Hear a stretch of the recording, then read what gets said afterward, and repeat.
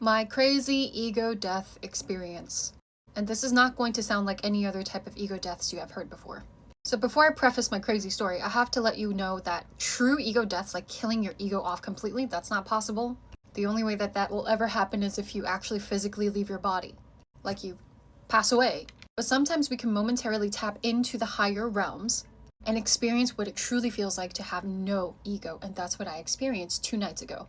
So I only took 1.4 grams of shrooms, which I've taken 3 grams before. Nothing really spectacular happened to me. But that night, oh my God, it hit me like a freight train. I experienced what you can only describe as your soul leaving your body. It was almost like a DMT experience. I've never taken DMT, but from what my friends tell me who have taken DMT, it's almost identical to what I experienced.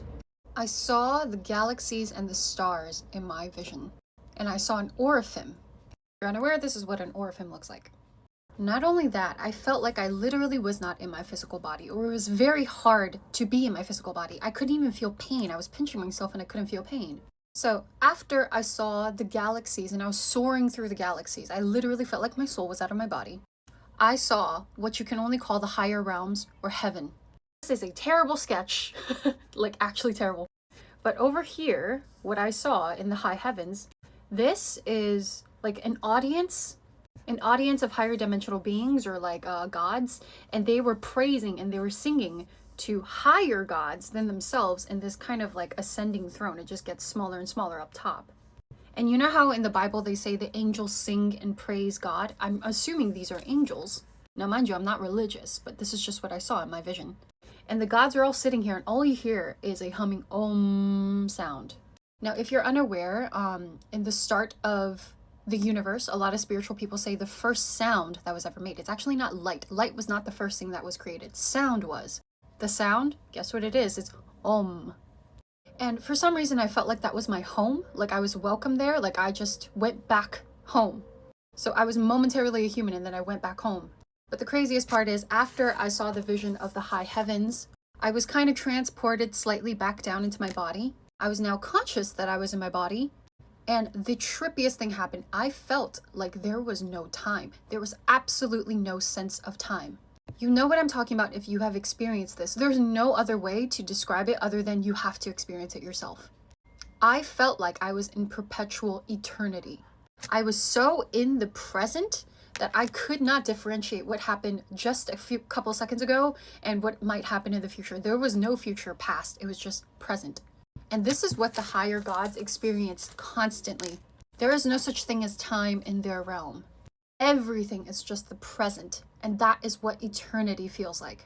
The closest example I can give you in Zen Buddhism is a thing called Satori. Now, Satori is just what the Japanese call like being Zen, right? Being in the present.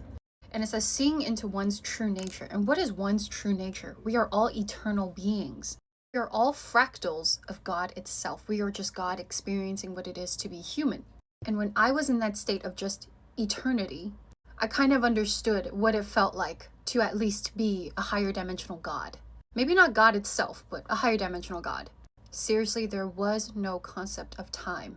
And everything felt just so peaceful. It was a flow of energy. You know how they say love is the strongest energy, strongest force? Love is not just a human emotion. Love is literally the flow of energy. Love is literally the present. Why do you think in the English language the present is called the present? Like you're handing somebody a present. Because it is a present. And when I tell you I had no ego, of course I knew what my name was. I knew where I came from. But I had no attachments. This is what they mean by ego death. It's just having as little attachment as possible. Past struggles no longer matter to me. What people did wrong to me no longer matter to me. I was just so focused on the present, and the present just felt so happy. I was so joyous. To the point where I said to myself, if this is what eternity in the higher realms feels like, I don't ever want to go back to who I was before this shroom trip. And in my head, I literally did feel like I was going to be in this realm for forever. Like there's no escaping this realm, and I was okay with it. This is why a lot of people who go through near-death experiences, they say they feel this eternal bliss, like there's no such thing as time. You are released. You are light. I felt as light as a feather. And people say this feeling is highly addictive because you feel like you're finally going home to God. And you're so filled with love and bliss that you don't ever want to go back to your human vessel.